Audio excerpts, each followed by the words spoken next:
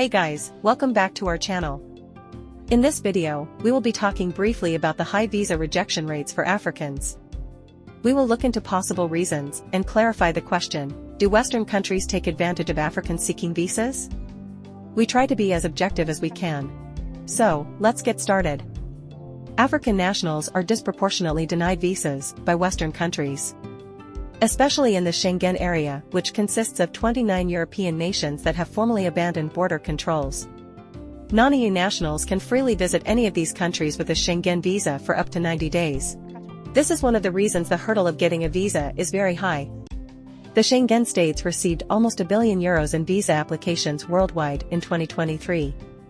$145 million of those applications were denied.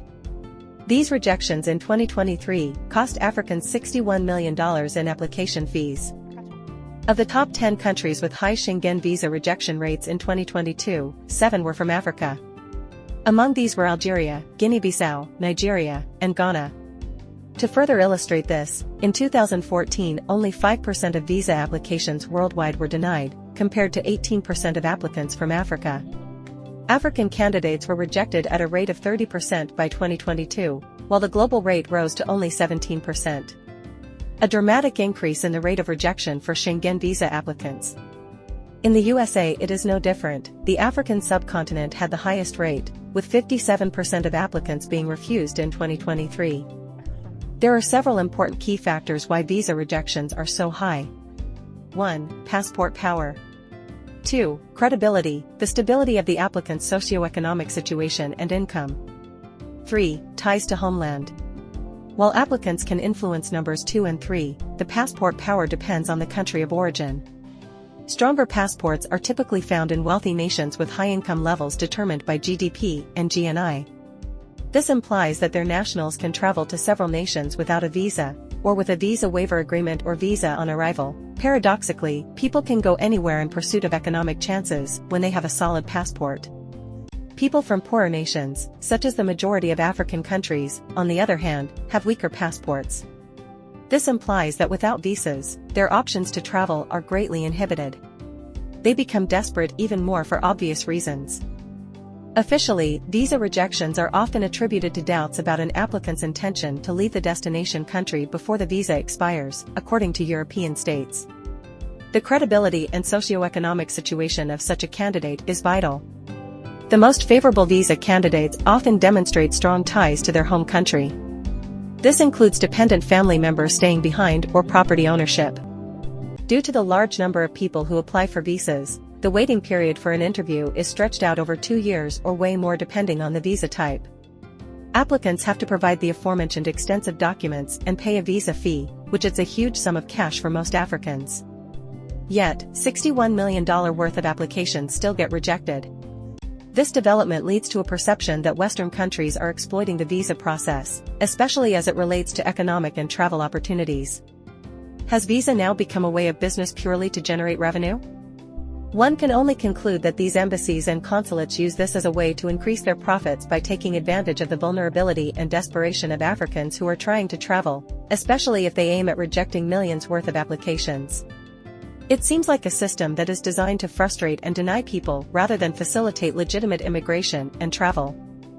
A higher rejection rate for African applicants, particularly when applicants believe they have met the requirements and still get denied, especially with an unclear denial process, can create a sense of frustration and unfairness.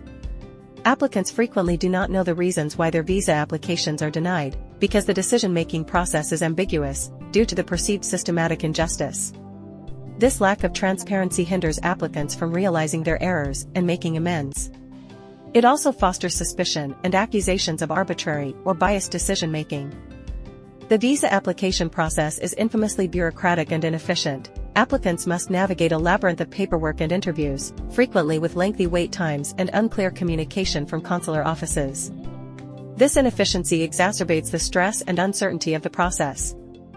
When we contacted the German Federal Foreign Office in Berlin about this matter, they responded that the visa offices try to accommodate as many appointments as possible each day, but demand occasionally surpasses their capacity.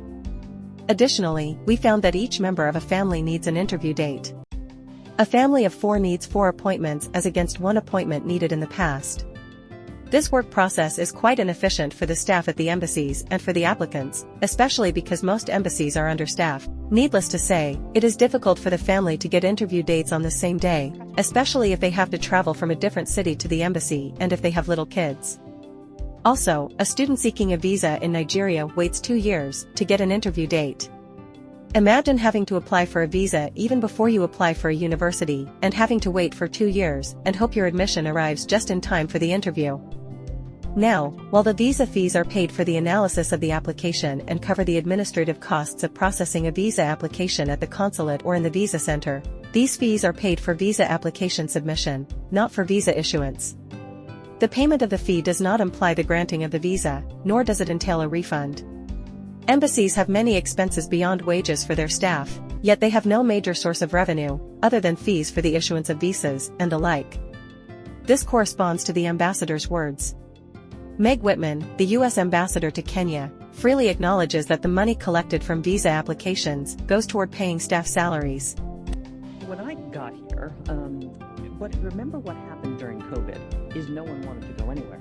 And the visa department, the consular department, is funded by visa fees. So during COVID, visa fees went to nothing. So there was no business. This implies that the procedure has turned into a mere money-making business endeavor, and the sole source of funding of the staff in the department is visa fees. So they have to keep Africans coming to spend that money. The aim should be promoting global relationships and tourism and not the preference for financial gain over the applicant's welfare and dignity. To be clear, every country has the sovereign right to set its own immigration policies and determine who qualifies. However, what becomes problematic is when these policies are exploited in a way that is deceptive and financially motivated. Often, the requirements for a certain visa are equivocal and the chicken and egg problem arises. An applicant reads these requirements and may not know he is not qualified until he undergoes the application process, and the embassies can only ascertain if an applicant is qualified or reject them, if and only after they apply. Not wanting to blame the embassies, but if they know upfront that an applicant does not meet the established criteria, perhaps it is unethical to still allow them to go through the arduous and costly application process only to ultimately deny them visas. Then it would seem that the system was designed solely to extract fees rather than to fairly evaluate prospective immigrants. Since the visa department mainly depends on the visa fees, they would not be willing to change the conduct. Cases were reported in which the embassy staff did not examine the documents before they denied people. We find this hard to believe and could barely find any evidence, but if this is practiced, then it is highly unethical and further drives the theory of exploiting Africans seeking visas. African governments must carefully scrutinize such practices and ensure the immigration systems are not being abused. Transparency, fairness, and a genuine commitment to only accepting qualified applicants should be the guiding principles, not a focus on maximizing revenue.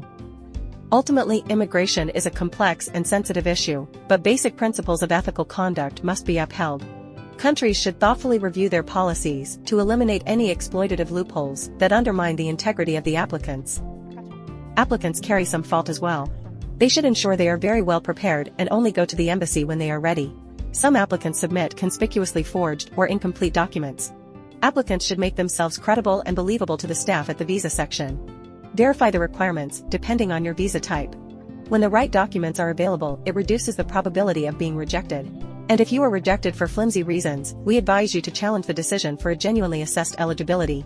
Despite all these filters and measures at the embassy, there is no correlation between higher rejection rate and decrease in irregular migration or visa overstays. These visa policies disproportionately affect Africans seeking visas, and it undermines the European Union's commitment to strengthening partnerships with Africa. We advocate for fairer visa policies and practices. Let us hear your comments on this crucial and controversial issue in the comments section below. If you liked this video, please don't forget to like and share, and subscribe to our channel for more of such content. Also, hit the notification bell to notify you when we upload new content. Cheers!